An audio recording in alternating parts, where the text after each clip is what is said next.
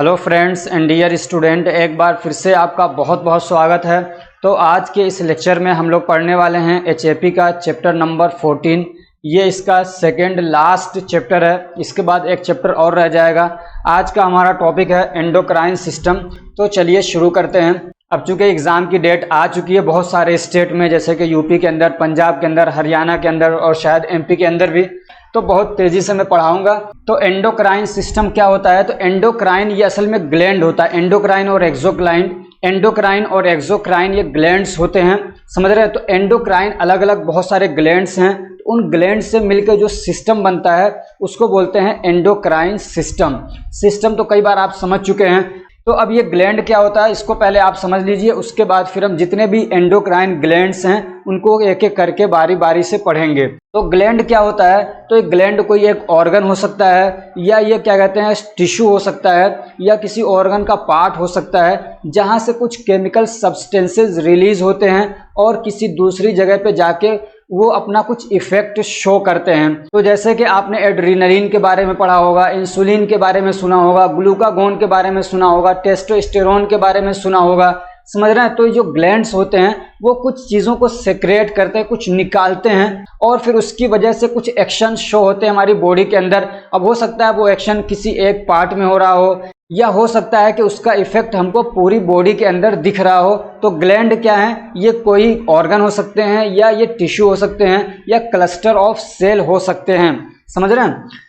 अब ये जो सब्सटेंसेस रिलीज करते हैं, जो केमिकल सब्सटेंस ये रिलीज करते हैं, उसको हम लोग सिक्रेशन भी बोलते हैं, समझ रहे हैं। यानी हार्मोन क्या कहते हैं, ग्लैंड के सिक्रेशंस। अब वो जो सिक्रेशंस हैं या जो सब्सटेंसेस हैं वो क्या हो सकते हैं? वो हार्मोन हो सकते हैं, एंजाइम हो सकते हैं, वो कुछ म्यूकस हो सकता है, जूसेस हो सकते हैं, या तो क्या कहते हैं वो स्वेट हो सकता है जिसको पसीना हम लोग बोलते हैं। तो ये सारी चीज़ें आ जाती हैं केमिकल सब्सटेंस के अंदर या सब्सटेंसेस के अंदर, जो हमारी बॉडी जो कि हमारे बॉडी के ग्लैंड्स रिलीज करते हैं। तो अब ये दो टाइप के ग्लैंड्स होते हैं, एक होता है एंडोक्राइन ग्लैंड और दूसरा होता है एक्सोक्राइन ग्लैंड। अब इसमें थोड़ा सा फर्क होता है, देखिए क्या होता है। तो जो एंडोक्राइन ग्लैंड्स होते हैं, दीज आर दी, यहाँ ग्लैंड कर लीजिए, these are the glands which release their secretions directly into blood stream. जो एंडोक्राइन ग्लैंड्स होते हैं इनमें से जो सब्सटेंसेस निकलते हैं, या जो जिसको हम लोग सिक्रेशंस बोलते हैं, या हार्मोन्स जो निकल रहे हैं इनसे, तो उसको क्या करते हैं, ये डायरेक्टली ब्लड के अंदर पोर कर देते हैं, डायरेक्टली ब्लड के अंदर छोड़ देते हैं, समझ रहे हैं। वो हार्मोन निकला और सीधे ब्लड में जाता है, तो वो होता है आपका एंडोक्राइन ग्लैंड। और इसमें कोई डक्ट नहीं होता है, कोई नली नहीं होती है कि जैसे कि मान लीजिए ये ग्लैंड है और यहाँ इसको जाना है तो यहाँ से क्या ये नली के थ्रू यहाँ पे जा रहा है अपना इफेक्ट शो करने के लिए, ऐसा नहीं होता है। ये सीधे क्या है ब्लड वेसल्स में डाल देते हैं अपना सिक्रेशन। अब जहाँ जहाँ ब्लड जाता है वो अपना हिसाब से उसका इफेक्ट शो होने लगता है। तो एंडोक्राइन ग्लैंड्स वो ग्लैंड्स होते हैं जो अपने सिक्रेशन को डायरेक्टली ब्लड के अंदर डाल देते हैं, पोर कर देते हैं। तो एंडोक्राइन ग्लैंड के एग्जाम्पल जैसे कि पिट्यूटरी ग्लैंड है, थायराइड ग्लैंड्स हैं, एड्रीनल ग्लैंड्स हैं। तो ये किसके एग्जाम्पल्स हैं? एंडोक्राइन ग्लैंड्स के। दूसरा होता है एक्सोक्राइन ग्लैंड, जो अपने सिक्रेशन को डायरेक्टली ब्लड में नहीं डालते हैं, बल्कि जिस ऑर्गन तक पहुंचाना होता है उस ऑर्गन तक, या उस ऑर्गन के सरफेस तक, उसके आउटर तक डक्ट के थ्रू, किसी पाइप के नली के थ्रू वहां तक पहुंचा देते हैं, फिर उसका इफेक्ट शो होता है, समझ रहे हैं वहां पे। तो जैसे कि ऐसे ग्लैंड्स जो कि एक्सोक्राइन ग्लैंड में आते हैं, उसका एग्जांपल जैसे कि स्लेवरी ग्लैंड्स हैं, लेक्राइमल ग्लैंड्स हैं, स्वेट ग्लैंड्स हैं, समझ रहे हैं, या सिबेसियस ग्लैंड्स होते हैं। तो ये सब किस में आते हैं? एक्सोक्राइन ग्लैंड के अंदर आते हैं। अब हमको इस चैप्टर के अंदर जो आपके सिलेबस में दे रखा है सिर्फ एंडोक्राइन ग्लैंड के बारे में दे रखा है जो उनको पढ़ना है, समझ रहे हैं। तो पहला ग्लैंड कौन सा हम पढ़ेंगे? पिट्यूटरी ग्लैंड के बारे में। पहला कौन सा हम पढ़ेंगे? पिट्यूटरी ग्लैंड के बारे में। तो पिट्यूटरी ग्लैंड को हाइपोफाइसिस भी कहा जाता है, पिट्यूटरी ग्लैंड को हाइपोफाइसिस भी कहा जाता है। ये एक बहुत छोटा सा ग्लैंड होता है, मटर का दाना जो होता है उसी के साइज का होता है। और ये कहाँ पे लोकेटेड होता है? कहाँ पे होता है? तो बेस ऑफ द ब्रेन। और ये हमारे ब्रेन का ना बीच में, इधर नीचे साइड में बेस में होता है, बिलो द हाइपोथैलेमस, हाइपोथैलेमस के नीचे। It is also called master gland, इसको मास्टर ग्लैंड भी कहा जाता है, समझ रहे हैं। Because it's hormone control the functions of other endocrine glands. और यहाँ से जो ग्लैंड्स, यहाँ से जो हार्मोन्स रिलीज होते हैं वो बहुत सारे एंडोक्राइन ग्लैंड्स को कंट्रोल करते हैं, समझ लिए, बल्कि वो यहाँ से जो क्या कहते हैं, यहाँ से जो हार्मोन्स रिलीज होते हैं, जो सब्सटेंसेस रिलीज होते हैं, वो बहुत सारे अलग अलग ऑर्गन्स को कंट्रोल करते हैं और उनसे उनके सिक्रेशंस रिलीज करवाते हैं। जैसे कि मान लीजिए थायराइड ग्लैंड को ये मैसेज भेजते हैं कि अपने क्या कहते हैं हार्मोन तुम रिलीज करो, समझ रहे हैं ना। तो ये अलग अलग क्या है, ग्लैंड्स को मैसेज भेजते हैं एक तरीके से, तो इसीलिए इसको बोला जाता है मास्टर ग्लैंड। और इस मास्टर ग्लैंड को कौन कंट्रोल करता है, तो हमारा हाइपोथैलेमस कंट्रोल करता है। अब ये जो पिट्यूटरी ग्लैंड है, इसके दो मेन पार्ट्स होते हैं, एक होता है एंटीरियर पिट्यूटरी और दूसरा होता है पोस्टीरियर पिट्यूटरी। समझ रहे हैं ना। कई बार क्वेश्चन ऐसे पूछ लिया जाता है कि एंटीरियर पिट्यूटरी से कौन से हार्मोन रिलीज होते हैं उनको एनलिस्ट करिए, या पोस्टीरियर पिट्यूटरी से कौन से हार्मोन रिलीज होते हैं उनको बताइए। एंटीरियर पोस्टीरियर का मतलब ये है कि ये मान लीजिए पिट्यूटरी है, तो एक इसका अंदर वाला पोर्शन हो जाता है और एक ये नीचे वाला पोर्शन हो जाता है। तो इस तरीके से इसका स्ट्रक्चर देख लीजिएगा, तो दो पोर्शन हो जाते हैं, समझ रहे हैं ना। तो एक इंटीरियर एक पोस्टीरियर, तो अलग अलग जगहों से अलग अलग हार्मोन रिलीज होते हैं। तो अब हम लोग पढ़ रहे हैं जो इसके क्या कहते हैं एंटीरियर पिट्यूटरी है, एंटीरियर वाला पोर्शन है, वहां से जो हार्मोन रिलीज होते हैं उसके बारे में, समझ रहे हैं। इसके बारे में क्वेश्चन बहुत ज़्यादा पूछा जाता है। जब इस पर एक नोट लिखने के लिए कहे तो जिस तरतीब से मैं पढ़ा रहा हूँ आपको, जिस मतलब सीक्वेंस में, ऐसे ही आपको लिखना भी है। तो कौन सा रिलीज होता है पहला, तो इसमें होता है ग्रोथ हार्मोन, GH जिसको बोलते हैं। अब इसका फंक्शन क्या है, यानी सेल के डिवीजन, रिप्रोडक्शन, रीजनरेशन, तकरीबन बात सेम है। तो इसके लिए ये क्या होता है, रिस्पॉन्सिबल होता है। और इसके अलावा प्रोटीन सिंथेसिस के लिए ये ज़रूरी होता है, प्रोटीन बनाना है, बॉडी के अंदर प्रोटीन की सिंथेसिस होती रहती है, समझ रहे। सेल के अंदर आपने पढ़ा होगा rough endoplasmic reticulum, smooth endoplasmic reticulum, तो प्रोटीन बनते रहते हैं। तो उसके लिए ये ग्रोथ हार्मोन का होना ज़रूरी होता है। ऐसे ही बोन के ग्रोथ के लिए इसका होना ज़रूरी होता है।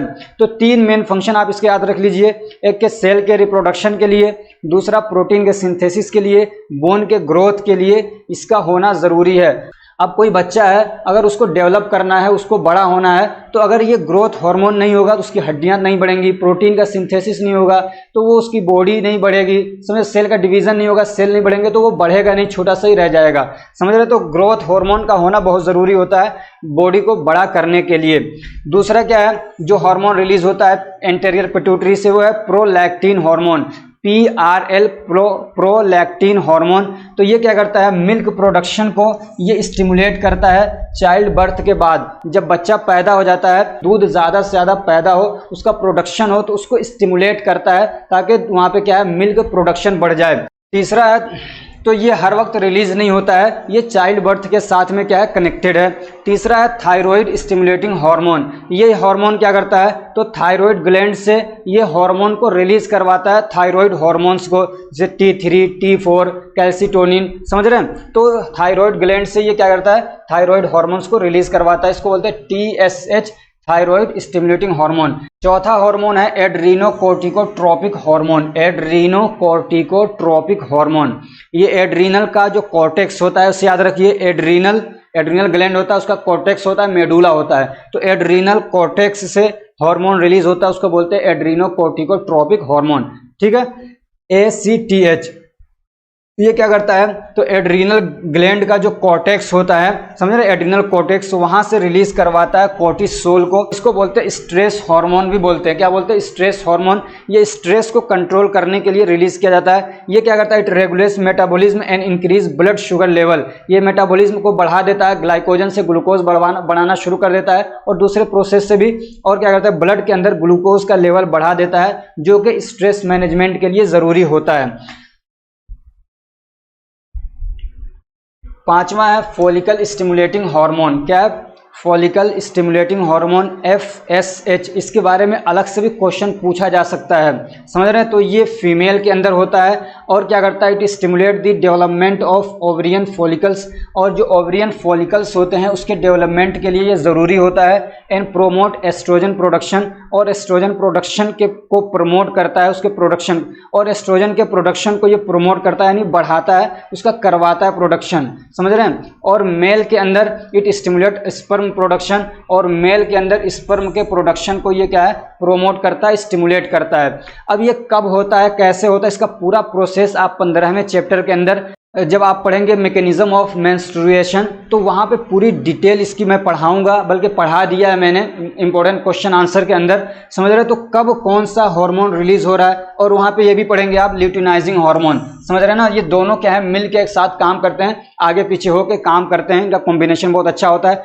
तो फॉलिकल स्टिमुलेटिंग हार्मोन और ल्यूटिनाइजिंग हार्मोन, ये दोनों का क्या पूरा फंक्शन होता है वहाँ पे आप पढ़ेंगे। इतना शॉर्ट में आप याद रख लीजिएगा कि ये क्या करता है, जो ओवरियन फॉलिकल्स होते हैं ओवरीज के अंदर, जहाँ से क्या होता है आगे चल के जो एग होता है रिलीज होता है, तो उसको स्टिमुलेट करते हैं। और एस्ट्रोजन एक तरीके का हार्मोन होता है, फीमेल हार्मोन है, तो उसका प्रोडक्शन करवाता है। और मेल के अंदर स्पर्म के प्रोडक्शन के लिए काम करता है, स्पर्मेटोजेनेसिस में ये काम करता है, ठीक है ना। ल्यूटिनाइजिंग हार्मोन क्या है, तो फीमेल के अंदर ये ओवुलेशन को ट्रिगर करता है, यानी जब वहाँ से क्या कहते हैं ओवरी से क्या कहते हैं ओवम जो एग है रिलीज होता है, तो उस कंडीशन को बोलते हैं ओवुलेशन, समझ रहे हो। तो वो उसको ट्रिगर करवाता है and stimulate the production of progesterone. और प्रोजेस्टेरॉन ये भी क्या एक तरीके का हार्मोन होता है, जो फीमेल हार्मोन माना जाता है, तो उसके प्रोडक्शन को स्टिमुलेट कराता है, इसको करवाता है। अब इसकी क्या जरूरत पड़ती है, कहाँ पे जरूरत पड़ती है, आप 15वें चैप्टर में पढ़ेंगे, ठीक है ना।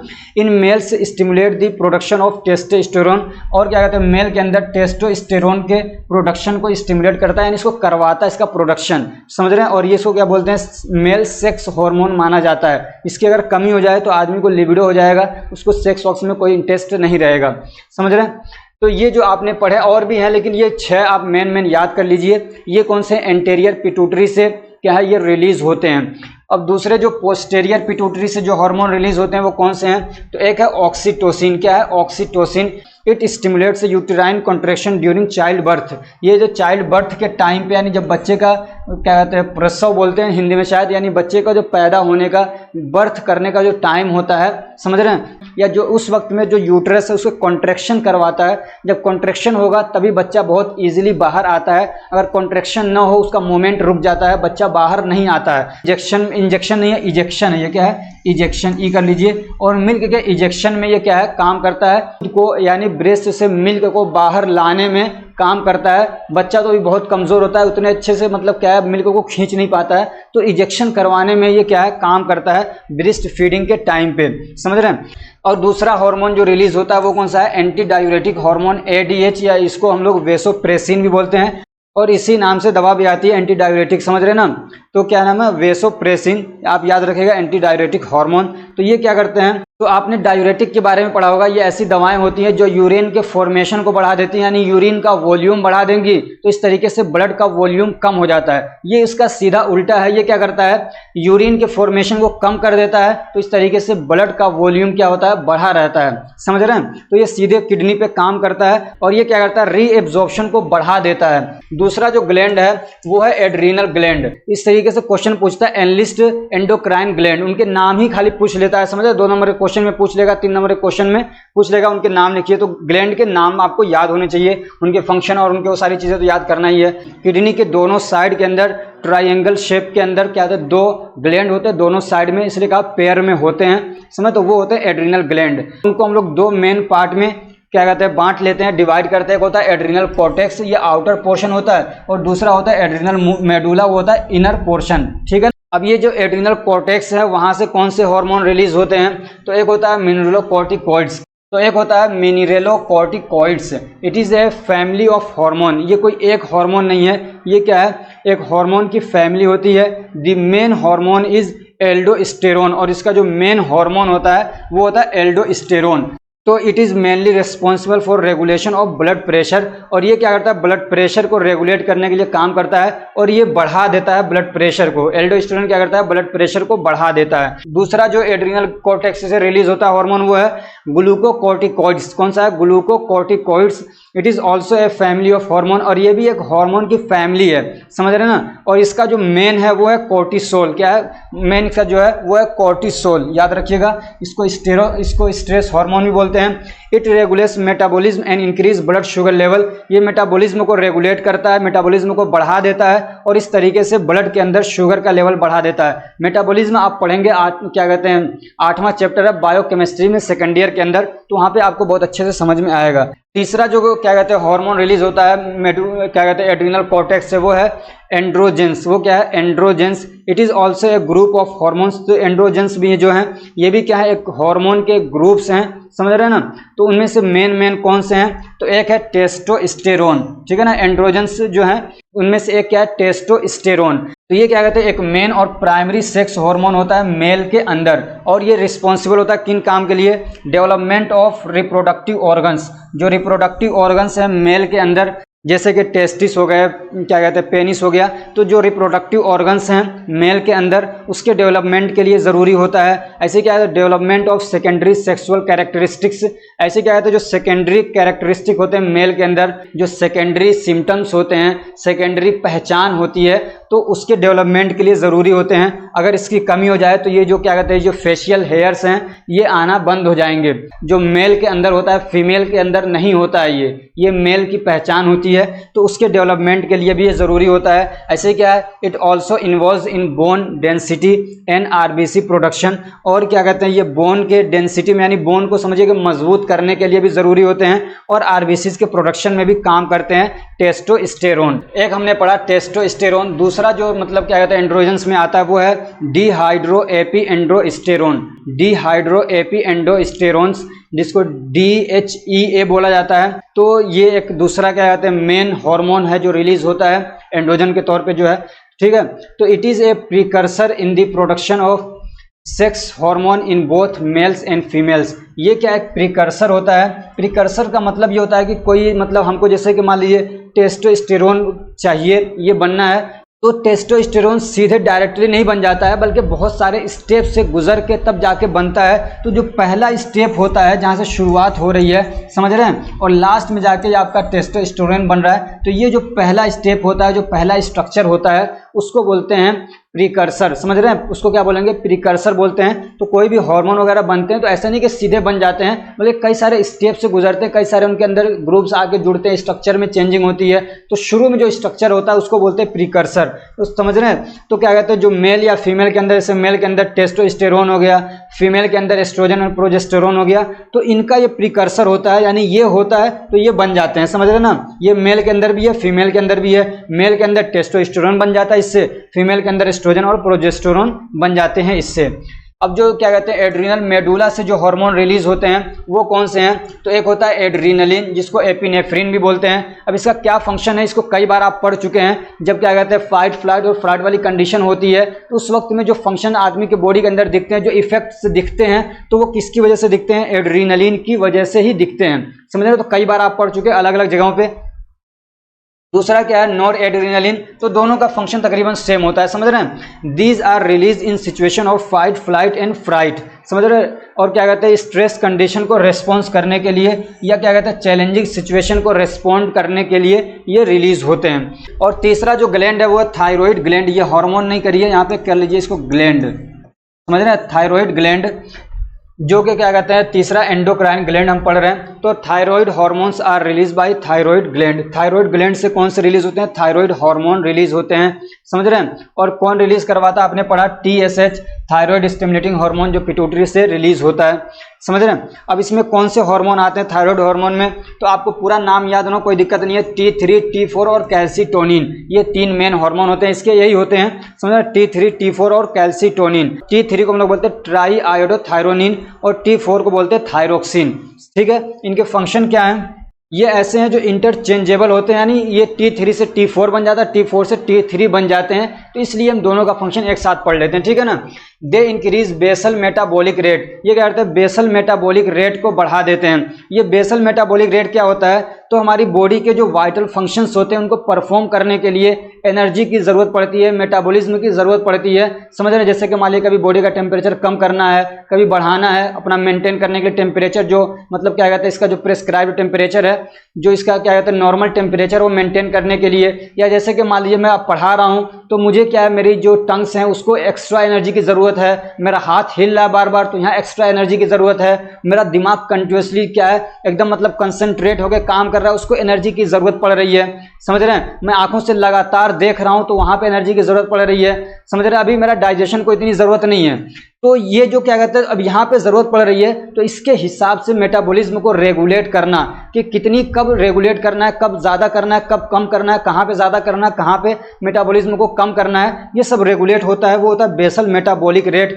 तो उसको क्या कहते हैं मेंटेन करने के लिए, उसको इंक्रीज करने के लिए ये जरूरी होता है T3 और T4, समझ रहे हैं।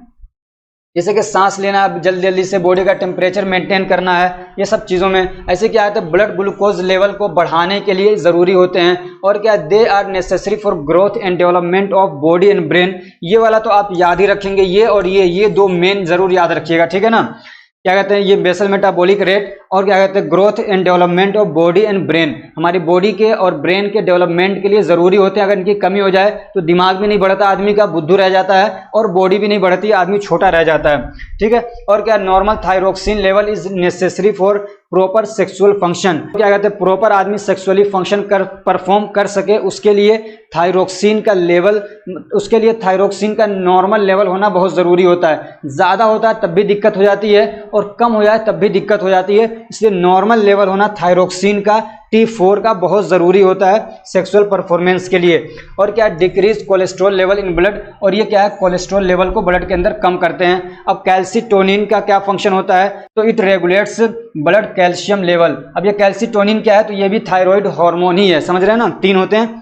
तो ब्लड के अंदर कैल्शियम का लेवल मेंटेन करने के लिए बहुत ज़रूरी होता है, और ये किडनी पे काम करता है, समझ रहे हैं। प्रिवेंट्स और allow reabsorption of calcium and phosphorus, और ये क्या देखते हैं अगर ब्लड के अंदर बहुत ज़्यादा कैल्शियम है तो रीएब्जॉर्प्शन को रोक देता है, ताकि वो यूरिन के रास्ते बाहर निकल जाए, समझ रहे, किडनी पे काम करता है ये। और अगर क्या कहते हैं ब्लड के अंदर कैल्शियम की कमी है, मतलब बहुत ज़्यादा अमाउंट में नहीं है, तो रीएब्जॉर्ब करा देता है, नहीं वापस से ब्लड में आ जाता है कैल्शियम। और क्या है तीसरा, it prevents resorption of bone, bone के रिजॉर्प्शन को ये रोकता है। रिजॉर्प्शन का मतलब ये होता है कि ब्लड के अंदर अगर क्या कहते हैं कैल्शियम की कमी होती है, तो क्या कहते हैं एक सिस्टम होता है कि कैल्शियम हमारे क्या है बोन से निकाला जाता है, हमारी बॉडी का सिस्टम होता है कि वहीं से निकाल के ब्लड के अंदर कैल्शियम को भेजा जाता है। तो उस प्रोसेस को बोलते हैं रिजॉर्प्शन ऑफ बोन, तो ये उसको रोकता है, समझ रहे हैं ना। ये ओवन नहीं है, ये क्या है बोन है, क्या है बोन है। Release of calcium from bone into blood, समझ रहे, उस प्रोसेस को क्या बोलते हैं रिजॉर्प्शन ऑफ बोन बोलते हैं। चौथा जो ग्लैंड है वो है पैराथायरॉयड ग्लैंड। क्या है पैराथायरॉयड ग्लैंड, तो ये पैराथायरॉयड ग्लैंड से रिलीज होता है पैराथॉर्मोन हार्मोन। कौन सा, पैराथॉर्मोन हार्मोन रिलीज होता है कहाँ से, पैराथायरॉयड ग्लैंड से। इसका फंक्शन क्या है, it regulates blood calcium level, और ये भी क्या करता है ब्लड कैल्शियम लेवल को क्या करता है रेगुलेट करता है। And increase blood calcium level, ये ब्लड के अंदर कैल्शियम के लेवल को क्या करता है बढ़ाता है, क्या करता है कैल्शियम के लेवल को बढ़ाता है। वो जो आपने पढ़ा कैल्सीटोनिन, वो ब्लड के अंदर कैल्शियम लेवल को कम करता है, समझ रहे हैं। It causes release of calcium from bone when blood calcium level decrease, और ये क्या करता है अगर ब्लड के अंदर कैल्शियम का लेवल कम हो जाए तो ये बढ़ाता है, क्या करता है कैल्शियम का लेवल बढ़ाता है। कहाँ से, हमारे बोन के अंदर से निकलवा देता है, इसको बोलते हैं ना रिजॉर्प्शन ऑफ बोन करा देता है, बोन से कैल्शियम को रिलीज करा के ब्लड में भेजता है, ठीक। और क्या, it increase the production of vitamin D, और ये विटामिन डी के प्रोडक्शन को क्या करता है बढ़ा देता है। और ये क्यों बढ़ाता है विटामिन डी के प्रोडक्शन को, इसलिए कि विटामिन डी का होना बहुत ज़रूरी होता है कैल्शियम के एब्जॉर्प्शन के लिए। हम कैल्शियम खा रहे हैं तो वो आसानी से क्या एब्जॉर्ब होकर ब्लड में नहीं आता है, अगर विटामिन डी होता है तो उसको बहुत आसानी से एब्जॉर्ब कर लेता है और ब्लड के अंदर भिजवा देता है। कि इंटेस्टाइन से कैल्शियम के एब्जॉर्प्शन के लिए विटामिन डी का होना बहुत ज़रूरी होता है, तो इसलिए ये क्या करता है विटामिन डी के प्रोडक्शन को बढ़ा देता है। और क्या करता है ये, it prevents calcium loss in urine, और यूरिन के अंदर से कैल्शियम के लॉस को ये रोकता है, समझे। तो ये दोनों क्या हैं, जो क्या कहते हैं पैराथॉर्मोन हार्मोन और कैल्सीटोनिन, ये दोनों मिलके क्या करते हैं कैल्शियम लेवल को ब्लड के अंदर रेगुलेट करते हैं, वो एक तरीके से कम करता है, और ये क्या करता है बढ़ाता है। अगर बढ़ जाए तो वो कम करता है, घट जाए तो ये बढ़ाता है। पांचवा जो ग्लैंड है एंडोक्राइन ग्लैंड, वो होता है पैनक्रियाज, और ये पैनक्रिया जो है 2 तरीके से काम करता है, ये एंडोक्राइन के तौर पे भी काम करता है और एक्सोक्राइन के तौर पे भी काम करता है। तो यहाँ हम लोग इसको एंडोक्राइन जो फंक्शन है उसको पढ़ेंगे। इसका एक बार पीछे भी आप शायद कहीं पढ़ चुके हैं। तो ये क्या करता है इंसुलिन को और ग्लूकागोन को रिलीज करता है। तो इंसुलिन को कब रिलीज किया जाता है, it is release when blood sugar level is high, blood के अंदर शुगर का लेवल जब हाई होता है तो इंसुलिन रिलीज होता है, कहाँ से पैनक्रियाज से। इसका फंक्शन क्या करता है, अब इसका फंक्शन क्या है, ये क्या करता है, तो ब्लड शुगर लेवल को क्या करता है, रेगुलेट करता है। यानी ये जब बढ़ा हुआ है तो कम करेगा, उसको रेगुलेट करेगा। अब ये इंसुलिन करता क्या है, तो सेल के अंदर हमारा जो ग्लूकोज है वो खुद से जा नहीं सकता है, समझ रहे हैं ना, बहुत थोड़ा अमाउंट में चला जाता है। लेकिन जब इंसुलिन होता है तो इंसुलिन आता है, एक रास्ता खुल जाता है, समझ रहे हैं ना। जब इंसुलिन आएगा सेल के पास में तो सेल मेम्ब्रेन पे एक रास्ता खुल जाता है और ये ग्लूकोज को अपने साथ पीठ पे बिठा के लेके अंदर चला जाता है, समझ रहे हो ना। तो सिर्फ इतना याद रखिए कि ये ग्लूकोज को सेल के अंदर भिजवाने में बहुत ज़्यादा ज़रूरी होता है। इसकी मदद से सेल के अंदर ग्लूकोज बड़ी आसानी से चला जाता है और फिर वहाँ पे क्या होता है, एनर्जी का प्रोडक्शन होता है। तो इस तरीके से ये काम करता है। तो इस तरीके से ग्लूकोज के लेवल को ये कम करता है। और क्या करता है, it promotes the storage of unused glucose in the liver and muscles. और जैसे कि हमारे लीवर के अंदर या मसल्स के अंदर जो ग्लूकोज का लेवल अनयूज्ड है, ग्लूकोज अनयूज्ड है, जिसकी अभी ज़रूरत नहीं है, तो उसको क्या करता है, स्टोरेज करवा देता है। स्टोरेज करवाने का मतलब ये कि उसको ग्लूकोज से ग्लाइकोजन में बदलवा देता है और ग्लाइकोजन के फॉर्म में ही क्या है, ग्लूकोज हमारे बॉडी के अंदर स्टोर्ड होता है, ठीक है। और ये ब्लड शुगर लेवल को क्या करता है, कम करता है। दूसरा जो है ग्लूकागोन, इसी का उल्टा है, समझ रहे हैं ना। इंसुलिन कब रिलीज हो रहा था, जब ब्लड में शुगर का लेवल बढ़ जा रहा था। ये कब रिलीज होता है ग्लूकागोन, जब ब्लड के अंदर शुगर का लेवल लो हो जाता है, ये बढ़वाएगा उसको, समझ रहे हैं। ये क्या करता है, इट सेंड्स, कर लीजिए, ये सिग्नल भेजता है लीवर को क्या करने के लिए, जो स्टोर्ड फॉर्म में ग्लूकोज होता है, जिसको हम लोग बोलते हैं ग्लाइकोजन के फॉर्म में स्टोर होता है ग्लूकोज, तो उसको क्या करवाता है, ये ग्लूकोज बनवाता है। लीवर से कहता है कि ग्लाइकोजन को ग्लूकोज बना के जल्दी जल्दी भेजो, ब्लड के अंदर शुगर का लेवल कम हो रहा है। दूसरा क्या करता है, ग्लाइकोजेनेसिस को रोकता है। ग्लाइकोजेनेसिस मतलब कि ग्लूकोज को ग्लाइकोजन में कन्वर्ट किया जाता है, उसको बोलते हैं ग्लाइकोजेनेसिस। और क्या करता है, it increase blood sugar level, और ये क्या करता है, ब्लड के अंदर शुगर का लेवल बढ़वा देता है। और इसका जो एक्सोक्राइन फंक्शन होता है वो क्या करता है, तो उसमें ये क्या कहता है, डाइजेस्टिव एंजाइम रिलीज करवाता है इंटेस्टाइन के अंदर, समझ रहे हैं ना। आपने उसको डाइजेस्टिव वाले इसमें चैप्टर में पढ़ लिया है। तो ये डाइजेस्टिव एंजाइम को रिलीज करवाता है, जो कि क्या करता है, डाइजेशन में, यानी कार्बोहाइड्रेट, प्रोटीन और फैट के डाइजेशन में क्या तो बहुत ज़्यादा हेल्पफुल होते हैं। तो वो इसका एक्सोक्राइन फंक्शन होता है पेनक्रियास का। जो छठा ग्लैंड है वो है गोनाड्स। क्या है, गोनाड्स।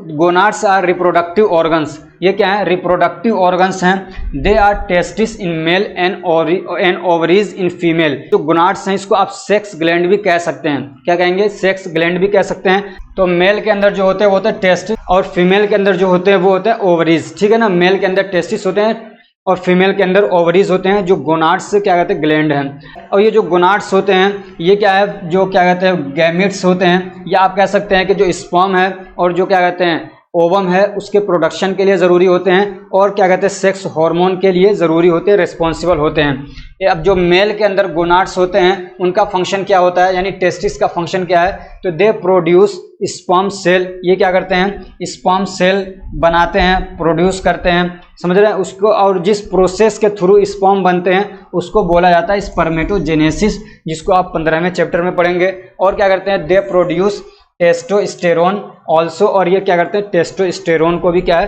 प्रोड्यूस करते हैं, बनवाते हैं। इसका फंक्शन क्या है टेस्टोस्टेरोन का, तो ये क्या कहते हैं, बोन के ग्रोथ के लिए भी ज़रूरी होता है। और क्या कहते हैं, ये क्या कहते हैं, मसल्स और हेयर के ग्रोथ के लिए भी ज़रूरी होता है। ऐसे responsible for growth of penis, यानी क्या कहते हैं, जो प्राइमरी सेक्सुअल कैरेक्टरिस्टिक्स हैं मेल के अंदर उसके लिए ज़रूरी होता है, तो पेनिस के ग्रोथ के लिए ज़रूरी होता है। ऐसे क्या कहते हैं, डीपनेस ऑफ वॉइस, जो मर्द लोग होते हैं उनकी वॉइस थोड़ी डीप होती है, समझ रहे हैं ना। फीमेल के और मेल के वॉइस में फ़र्क होता है ना, तो इनकी थोड़ी आवाज़ क्या भारी हो जाती है, तो उसके लिए ये ज़रूरी होता है। And growth of facial hair, और जो क्या कहते हैं फेशियल हेयर है उसके डेवलपमेंट के लिए ये क्या होते हैं, ज़रूरी होते हैं। और जो फीमेल गोनाड्स हैं यानी ओवरीज हैं, उनका क्या फंक्शन होता है, तो एक प्रोडक्शन जिसको क्या है oogenesis बोलते हैं, तो उसके लिए ज़रूरी होता है। और क्या, प्रोडक्शन ऑफ एस्ट्रोजन और प्रोजेस्टेरोन, एस्ट्रोजन और प्रोजेस्टेरोन के लिए ज़रूरी होते हैं उनके प्रोडक्शन के लिए। अब इस जो एस्ट्रोजन है इसका क्या फंक्शन होता है, तो इसके दो तरीके से इसको बांटा गया। इसके फंक्शन को एक बोलते हैं स्ट्रक्चरल फंक्शन, दूसरा मेटाबॉलिक फंक्शन। तो स्ट्रक्चरल फंक्शन क्या होता है, it helps in growth and development of sex organ in females.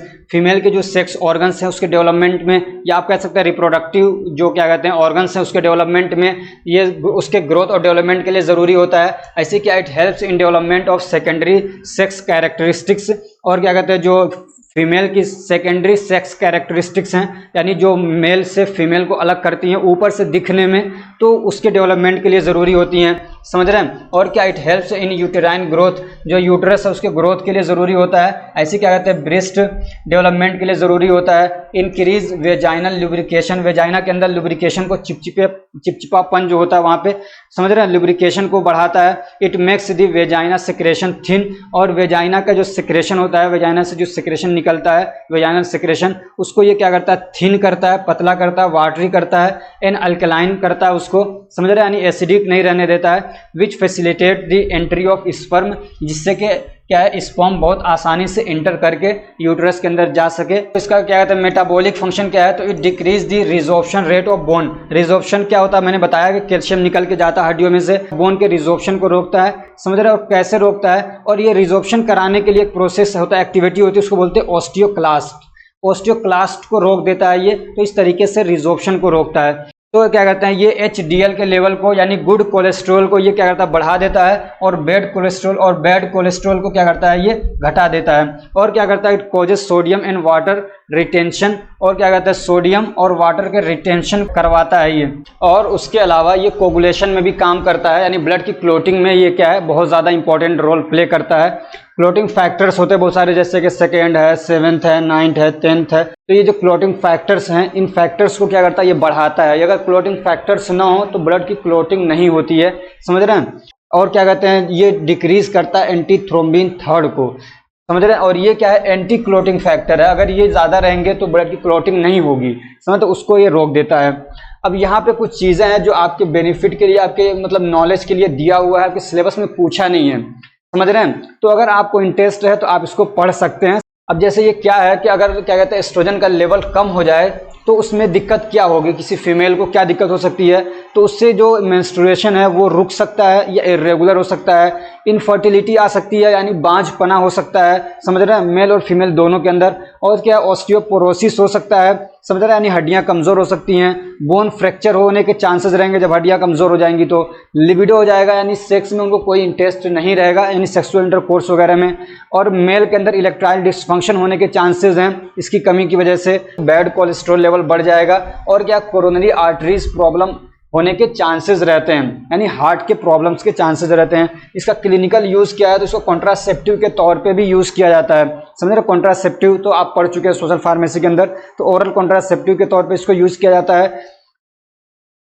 और क्या कहते हैं, मेनोपॉज सिम्टम्स के ट्रीटमेंट में इसको यूज़ किया जाता है। मेनोपॉज होता है, मेनोपॉज सिम्टम क्या होते हैं, इसका मतलब होता है कि जैसे एक उम्र आती है, एक एज में क्या मेंस्ट्रुएशन आना बंद हो जाता है, यानी बहुत सारे हार्मोनल चेंजेस आ जाते हैं, मेंस्ट्रुएशन बंद हो जाता है। जैसे कि 45 की उम्र में जाके, किसी को 50 की, किसी को 55 के, लेकिन ज़्यादा यही मतलब 45-50 की उम्र में होता है। उस कंडीशन में क्या होता है, कुछ सिम्टम्स दिखते हैं, यानी मूड खराब सा रहेगा, होता है, बेचैनी से रहेगी, अच्छा से नहीं लगेगा, क्योंकि हार्मोनल चेंजेस आ गए हैं, हार्मोन बन नहीं रहे हैं, तो उसमें हार्मोन के तौर पे इसको दिया जाता है, समझे, उसको रिप्लेस कर देता है। तो ये होता है मेनोपॉज सिम्टम ट्रीटमेंट, तो उसमें इसको यूज़ किया जाता है।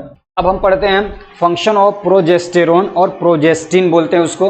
तो इसका क्या फंक्शन है, तो क्या कहते हैं, इट प्रिपेयर्स यूट्रस, जो यूट्रस होता है उसको ये प्रिपेयर करता है प्रेगनेंसी के लिए, यानी एंडोमेट्रियम की जो लाइनिंग बनती है हर महीने, तो उसको प्रिपेयर करता है प्रेगनेंसी के लिए। जो एग फर्टिलाइज हो जाता है स्पर्म के मिलने के बाद, तो उसके डेवलपमेंट के लिए, उसके ग्रोथ के लिए यूट्रस को प्रिपेयर किया जाता है, समझ रहे हैं। It's secretion causes menstruation in absence of pregnancy, अगर प्रेगनेंसी नहीं अकर होती है तो फिर इसका जो सेक्रेशन यानी जो प्रोजेस्टेरोन रिलीज होता है, तो उसकी वजह से फिर कॉन्ट्रैक्शन होता है और फिर मेंस्ट्रुएशन होना शुरू हो जाता है। और क्या करता है, it prevents the contraction of myometrium, ये मायोमेट्रियम के कॉन्ट्रैक्शन को, यानी सुकड़ना होता है ना, कॉन्ट्रैक्शन खिंचाव होता है जो, तो उसको ये क्या करता है, रोकता है, समझ रहे हैं। And counter the effect of oxytocin on contraction, और ऑक्सीटोसिन क्या कराता है, आपको मालूम है, कॉन्ट्रैक्शन कराता है। अगर ऑक्सीटोसिन कॉन्ट्रैक्शन कराने लगे और प्रोजेस्टेरोन वहाँ पे कॉन्ट्रैक्शन का न रोके, तो क्या होगा, प्री मैच्योर बर्थ हो जाएगा, प्री मैच्योर डिलीवरी हो जाएगी, यानी बच्चा भी पूरी तरीके से डेवलप नहीं हुआ है, पहले ही बाहर आ जाता है। या कई बार ऐसा होगा कि प्रेगनेंसी अकर होने के बाद ही अगर कॉन्ट्रैक्शन होने लग जाए, तो जो भी फर्टिलाइजर है वो बाहर निकल जाता है, कभी 2 महीने के बाद निकल जाता है, कभी 1 महीने के बाद निकल जाता है। तो होता क्या है कि कॉन्ट्रैक्शन की वजह से चांसेस रहते हैं, तो प्रोजेस्टेरोन क्या करता है, मायोमेट्रियम के कॉन्ट्रैक्शन को रोकता है, जिससे क्या होता है वहां पे ऑक्सीटोसिन अपना काम नहीं कर पाता है, यानी इसका क्या है, इसका काउंटर करता है इसको ऑक्सीटोसिन के एक्शन को। और क्या, it helps the breast for milk production, और ये ब्रीस्ट को क्या करते हैं, हेल्प करता है मिल्क के प्रोडक्शन में चाइल्ड बर्थ के टाइम पे। और क्या करता है, तो ग्लाइकोजन के और क्या करता है, ग्लाइकोजन के स्टोरेज को ये क्या है, लीवर के अंदर प्रोमोट करता है, यानी लीवर के अंदर स्टोरेज करवाता है ग्लाइकोजन को। अब ये आपके मतलब नॉलेज के लिए है, एग्जाम में नहीं आएगा ये, समझे। तो इसका क्या है, पैथोलॉजिकल रोल क्या है, कम ज़्यादा हो रहा है तो उससे क्या दिक्कत हो सकती है किसी फीमेल को। तो हाई लेवल ऑफ प्रोजेस्टेरोन में भी ए साइन ऑफ प्रेगनेंसी, अगर प्रोजेस्टेरोन का लेवल बढ़ा हुआ है तो इसका मतलब ये है कि प्रेगनेंसी को बताता है ये, समझ रहे हैं ना, प्रेगनेंसी के टाइम पे लेवल बढ़ जाता है प्रोजेस्टेरोन का। And it rises during menstrual cycle also, और मेंस्ट्रुअल साइकिल के टाइम पे भी क्या है, ये बढ़ जाता है। जैसे प्रेगनेंसी अकर हो गई तो अगर तो ब्लड चेक किया जाएगा, उसमें प्रोजेस्टेरोन का लेवल बढ़ा हुआ है, प्रेगनेंसी और क्या कहते हैं मेंस्ट्रुएशन नहीं हो रहा है, तो इसका मतलब ये है कि प्रेगनेंसी हो गई है, समझ रहे हैं। तो इससे चेक किया जा सकता है। दूसरा क्या है, लेवल ऑफ प्रोजेस्टेरोन में भी high due to ovarian cancer, और ओवरी के अंदर अगर कैंसर है तो उसकी वजह से भी क्या है, प्रोजेस्टेरोन का लेवल बढ़ सकता है। या कई बार सिस्ट हो जाता है, ओवरियन सिस्ट, बहुत दर्द होता है, समझ रहे हैं, तो उसकी वजह से भी हो सकता है। या एड्रीनल कैंसर की वजह से भी क्या है, ये बढ़ सकता है, एड्रीनल ग्लैंड के अंदर कैंसर हो गया तब भी इसका लेवल बढ़ सकता है। लो level of progesterone can cause irregular menstruation, और अगर प्रोजेस्टेरोन और क्या कहते हैं, प्रोजेस्टेरोन या प्रोजेस्टिन का लेवल अगर कम है तो मेंस्ट्रुअल जो साइकिल है वो इरेगुलर हो जाएगा। इरेगुलर होने का मतलब ये होता है कि जैसे कि मान लीजिए 5 दिन आ रहा है तो वो 2 ही दिन आ रहा है, या महीने में उनको क्या 28 दिन के बाद आता था, पता चल रहा है कि 20 दिन के बाद, पता चल रहा है कि वो क्या था 28 दिन नहीं बल्कि 35 दिन के बाद शुरू हो रहा है, समझ रहे हैं। तो ये इरेगुलर हो जाएगा, एक रेगुलर पैटर्न नहीं बना रहेगा।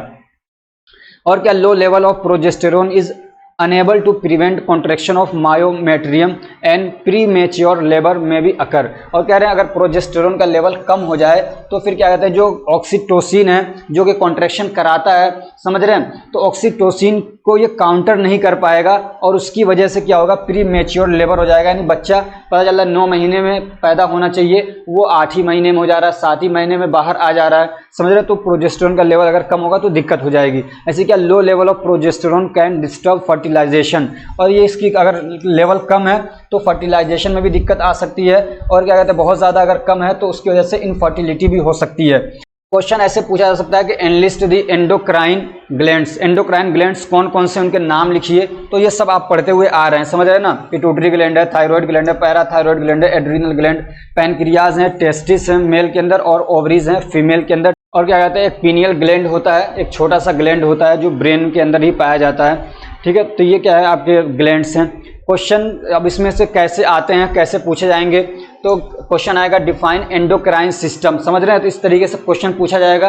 तो आप ये जितना डिटेल मैंने पढ़ाया पूरा नहीं लिखेंगे, हर एक को टच करेंगे, समझ रहे हैं, हर ग्लैंड को टच करेंगे, उसके बारे में 2-2 4-4 लाइनें लिख देंगे, समझ रहे हैं। उसका मेन हार्मोन कौन सा रिलीज होता है और 1-2 फंक्शन उसके, नहीं तो ऐसे लिखने जाएंगे तो पता चल रहा है कि सारा अपना 1 घंटा आप एक ही क्वेश्चन के अंदर लगा देंगे, तो ऐसा नहीं करना है, समझ रहे हैं ना।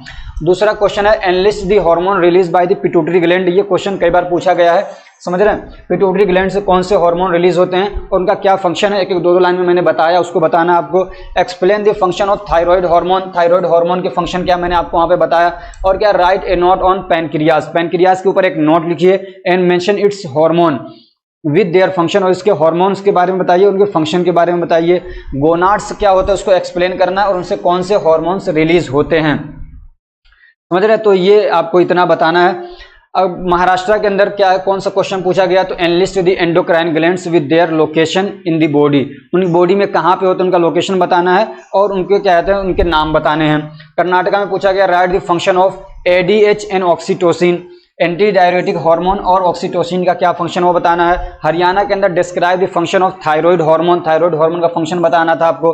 बीटी यूपी के अंदर discuss in short about the hormone secreted by the pancreas and thyroid gland, तो पैनक्रियाज से और थायराइड ग्लैंड से कौन से क्या हार्मोन्स रिलीज होते हैं उसको डिस्कस करना है शॉर्ट में ब्रीफली। झारखंड में क्या पूछा गया, explain the function of the hormones release by the adrenal gland, adrenal gland से कौन से हार्मोन रिलीज होते हैं वो उसके फंक्शन बताएं। अगर हमारे स्टूडेंट्स ऐसे हैं जिनके स्टेट का नाम इसमें नहीं आ रहा है, समझे, जैसे झारखंड, बीटी यूपी, हरियाणा, कर्नाटका, महाराष्ट्र, तो इनके अलावा जितने भी स्टेट के स्टूडेंट्स हैं मेरी वीडियोस को देख रहे हैं तो वो अपने स्टेट के क्वेश्चन पेपर मुझे ज़रूर सेंड करें अगर उनके पास हैं, और अगर नहीं हैं तो एग्ज़ाम देने के बाद हमको ज़रूर सेंड करें ताकि उनके आने वाले जो जूनियर्स हैं उनके लिए मैं क्वेश्चन ऐसे ही ला सकूं वीडियोस के अंदर, या तो कम से कम पीडीएफ के अंदर मैं डाल दूंगा तो उनको एक अंदाज़ा होगा कि उनके स्टेट में किस टाइप से क्वेश्चन पूछे जाते हैं। उम्मीद है कि आप मेरी इस बात पर ध्यान देंगे। फ्रेंड्स, अगर ये हमारी कोशिश आपको अच्छी लग रही है तो वीडियो को लाइक करिए, चैनल को सब्सक्राइब करिए और अपने फ्रेंड्स को भी शेयर करिए ताकि वो भी इससे फ़ायदा उठा सकें। मेरी ये प्रार्थना है, मेरी ये दुआ है, मेरी ये कामना है कि आप सबके अच्छे से अच्छे मार्क्स आएँ। Best of luck. Thank you so much for watching.